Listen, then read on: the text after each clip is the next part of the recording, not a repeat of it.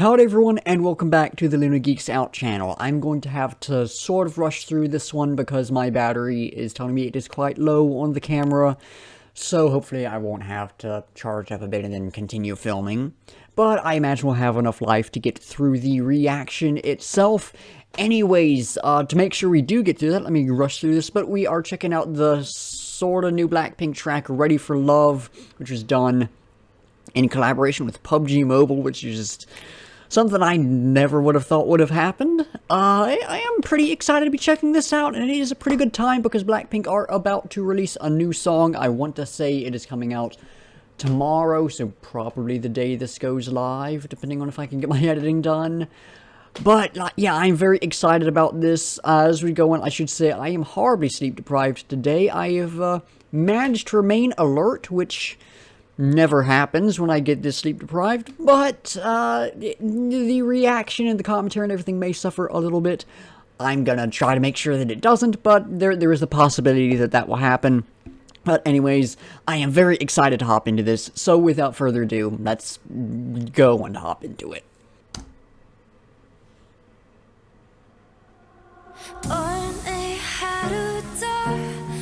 There's some good synths right off the bat. Bit of uncanny valley with the models.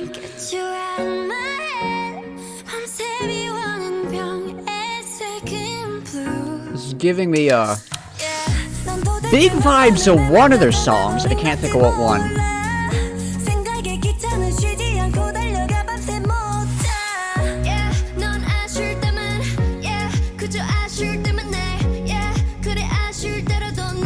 Really love the background synths though, and the drums are quite nice.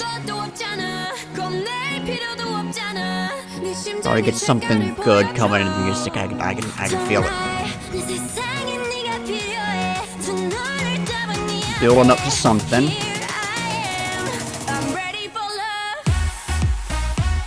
Okay.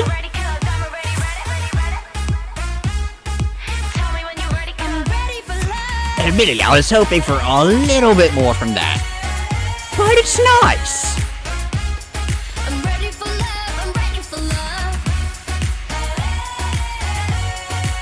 That's a nice synth right there. I would have hoped there'd be a bit more layered in with it, a bit more moving around with it. But it's nice.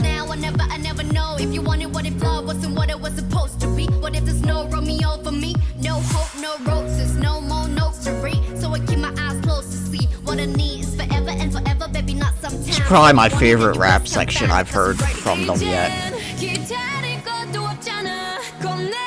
The whistle's pretty good though. I like the vibes though. No, that one was powerful right there, so yeah, probably my favorite of this track.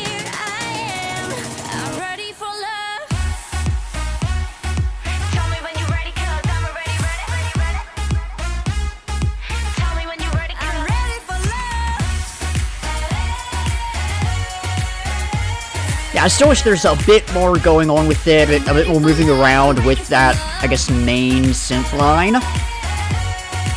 But it is nice. It sticks with the subtlety in the music and the simplicity in the music. Nothing's going too crazy, and I like that. And I'll actually talk about that a bit in the lyrical analysis section. How that, as I'm thinking about it, that actually works.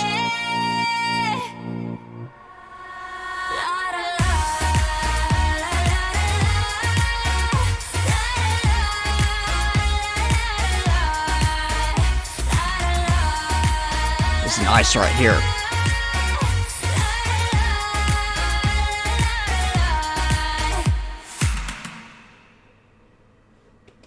Yeah, definitely some uncanny valley with the models and the animation that I had to get past.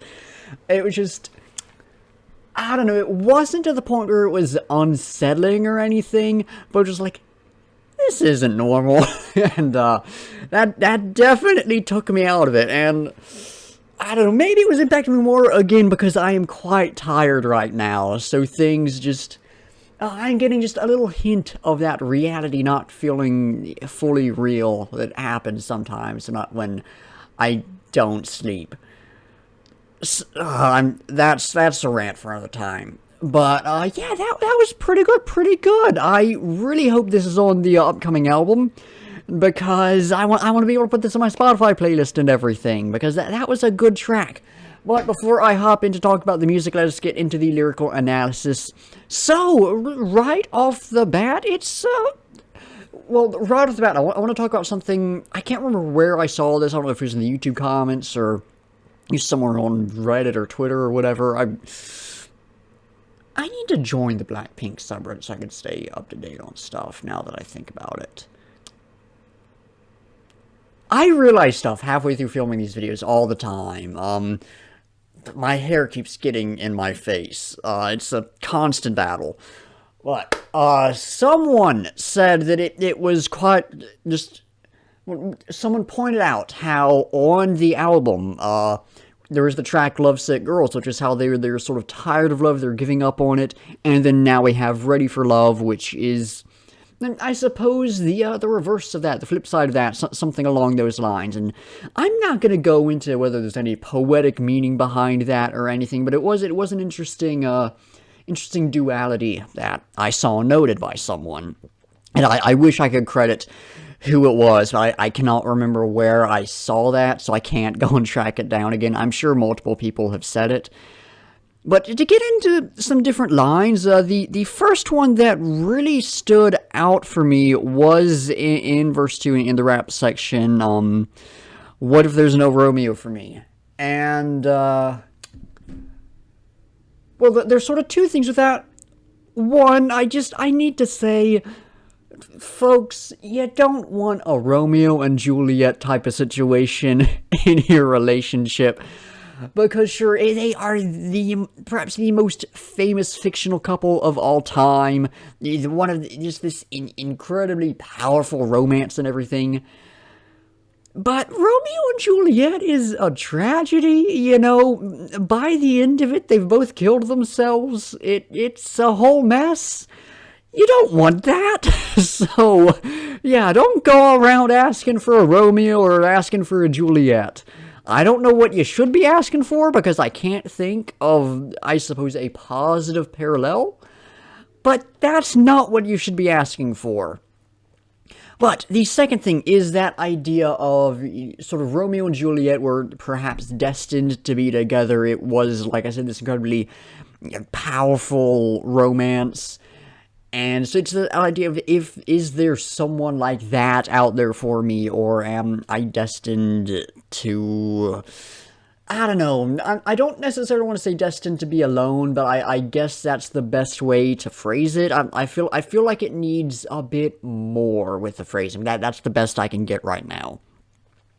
But there's one other line. Well, the intro, actually, I guess. The only thing that fills my head today is Y-O-U, of course, spelling you, and then can't get you out of my head. The final line in the intro, the bottle I drained out all night is blue, and I should say I'm using English translation for this, so perhaps there's some weird things lost in translation or whatever. But anyways, those first two lines, that idea of they are, I suppose, obsessing over this person, but oftentimes when that word is used, it feels very negative. Obsessive. You know, it doesn't really sound like a good thing. But it is sort of the positive equivalent of that.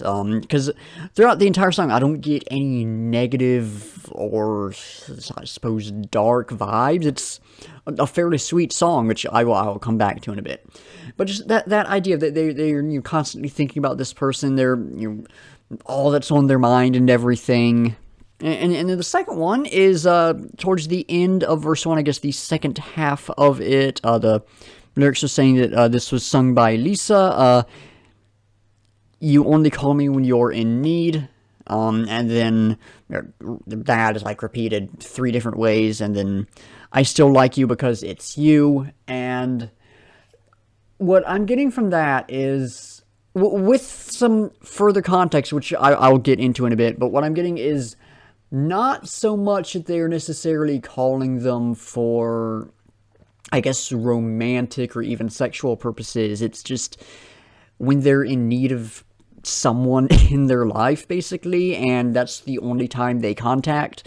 That's the only time sort of the subject of the song contacts I suppose narrator in the song, and they know it's not great, but it's this person that they really like. They don't care, and I can understand that. There's definitely some friendships and I suppose some relationships that, they're not perfect, but you're happy with them the way that they are. For example, I've got a couple friends on Instagram that I rarely talk to outside of every now and then responding to their Instagram stories, and maybe a conversation stems from there. It would certainly be nice to have the contact be more than that, but I'm perfectly happy with things the way they are. They work out. It's like, with one of them, it feels like I'm perhaps putting in more effort than they are, but it doesn't feel like I'm really working to put that effort in. It's just like, that's what I need to put in. And that's the kind of vibe I'm getting from that. But then the final thing, in the chorus, tell me when you're ready, because I'm already ready. That's one of the few instances in this. I'm going to go off on a tangent now, but BLACKPINK have historically had just some odd lines that I've been like, that's kind of cheesy. I am pretty much out of battery, so I'm going to wrap this section up. Hopefully this doesn't stop filming while I'm doing this. What was I saying? Is this still filming? It says it's still filming. Okay, BLACKPINK have historically had some lyrics that are a bit cheesy, a bit cringy. And this song, I was quite happy when reading over it to really not notice anything like that. Aside from that, because I'm already ready, that's just a weird sort of doubling up of that word that I don't think works out quite well. But aside from that, the lyrics in this were quite nice, which I was very happy with, because, again, some of their lyrics in the past have been a bit cheesy and at a few points definitely kind of cringy. But, the fun vibes are there and everything, so who cares, right? But, it's this idea of they're ready for this person, they're ready for a relationship, they're ready for romance, they're ready for love, and they're gonna wait until this person is ready. And that idea of not trying to force it, waiting for it to happen when the other person is ready, it is, I think, quite nice. So I feel like, I can't think of any examples, but I feel like I've seen a lot of songs that are kind of forcing this relationship to start happening, and this idea of just waiting for it to be right, I quite like. So overall, there's nothing too complex with the song. It is a fairly simple love song, but it's rather sweet, and I quite like it. And the simplicity ties into the simplicity of the music. I told y'all in the reaction I was going to bring that back, and as I make that segue, I should stop recording so I can charge the camera up a bit. So y'all are going to be back with probably some worse lighting than this, but the video will continue, and yeah, I'll have some stuff to say about the music. Alright, I'm back. Probably a better way to segue into this, but that's what we've got. Yeah, reviewing the music. Now, I am a bit removed from this. It's been a little over an hour since I stopped filming. I had some supper and everything. It was quite nice. Very good steak. But anyways, I'm a little removed, so my commentary may suffer a little bit in this section, so I apologize if that happens. But normally I would start off with the vocals, and I am tempted to do that, but sort of the way I want to structure this does mean that I need to start with everything else. And I'm kind of lumping just the music as a whole together for this.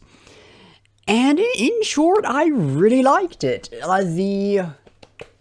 During the verses, definitely the best for me. I think it was very simple. It was just, from what I remember, just the main synths, maybe a little bit of stuff moving around, but just the main synths, and a really nice solid drum beat.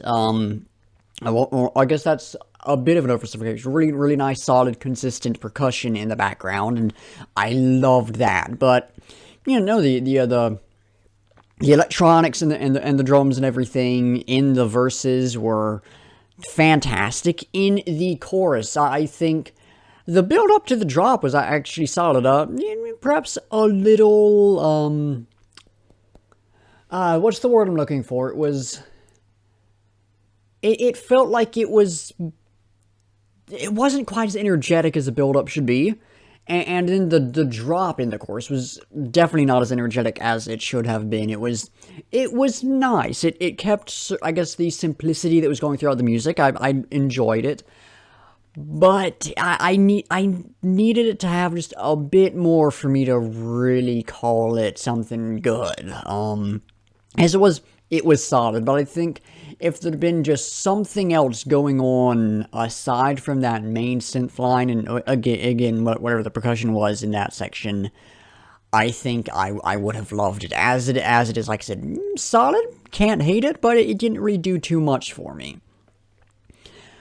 But no, on the whole, it was fine. If the drop in the chorus had been a bit more, would have been pretty much flawless. But the vocals were flawless. I will admit, both the chorus and the first verse really don't stick in my mind too much. They didn't stand out too much to me. They were solid. I quite liked them, but they didn't really have anything that was like, ooh, that's some good stuff right there. But Lisa's rap section was phenomenal. Like I said, probably my favorite from them. I'll have to listen back to Whistle to, I guess, compare the two, because I really liked just the vibes in that track. But down lots of good energy, lots of good power with that, and really, it brought in that, I guess, that power and energy that the track really needed to just fully elevate it to something really nice. So yeah, the rap section was phenomenal, and then actually the outro, where it was just, I think Rosé was one of the people doing it. I don't know. I can't remember which of the two it was in the outro, but I quite liked that as well. That really brought in a lot of that energy that I think the chorus and I guess the chorus tune really needed. So that was a fantastic end to the track. So then to, I guess, talk about it on the whole, it was a really nice track. I definitely I'd say that. Well, I'll have to listen to it a few more times to say for sure, but I would easily see this being up among my favorites from BLACKPINK. It is a very, very solid track. It perhaps wasn't going too crazy, but the simplicity and subtlety of it really, really worked out, which is hard to achieve sometimes. I was glad that actually did work. The, oh, it'll come to me in a moment. The synths in it were really nice. They gave me a lot of nostalgia for when I was used to really be into, like, what is it, Alan Walker and all that kind of stuff. That sort of field of electronic music, it gave me very big vibes of that kind of stuff. So it was just some nice nostalgia thrown in there and everything. So of course that's always going to make me enjoy a track a little bit more if it reminds me of something I used to love. So all in all, yeah, it was a really nice track. Nothing too crazy, but what they did with it, they did really, really well. But I don't have too much to say about this track, actually. It's just one of those rare instances where there's not much with it that inspires a ton of discussion. So it is time to choose the next reaction. So let's see what we get. Now, I will say we're not going to have the next reaction be BLACKPINK's upcoming track, just because I don't like to have artists' 2 videos in a row if I can help it. But there's a good chance that it'll be... It's not a good chance. There's a chance it'll be the reaction after the next one. But anyways, let's spin the wheel and see what we get. I'm certainly hoping for some metal, something on the heavier side, but I'll be happy with whatever. Oh, I am very happy with this one. Minami, that is shorthand for... It was uploaded on the Death Neon YouTube channel. It is a track by Void Morningfall or something like that, featuring Minami Hoshikuma of Death Neon, and more folks will know her from Wagamama Rakia. Testify, I think the track is called. It was made for some mobile game, I want to say. I wouldn't be doing a video on it if it wasn't one of my favorite vocalists, but this one, I don't know what to expect with this at all. But I've really enjoyed everything else she's been involved in the past, so I have high hopes for this one. I'm very excited about this. I've been looking forward to getting around to this one for quite a while now. But I think that is it decided. That's the next reaction figured out. That's this track reviewed. So that is going to do it. Thank y'all for watching. Be sure to like if you liked, subscribe if you want to see more, and comment down below with your thoughts on the track, any feedback or criticism, or anything you want me to react to. In the description, link to the music video so you can go check it out, support the artist. Link to my Discord server, Instagram, Twitter, Spotify playlist of all the songs I've reacted to, at least the ones up on Spotify. And my link tree, which has all my other stuff in it in case any of that interests y'all. Anyways, like I said, that's going to do it. So once again, thank y'all for watching, and until next time, I'll be seeing ya.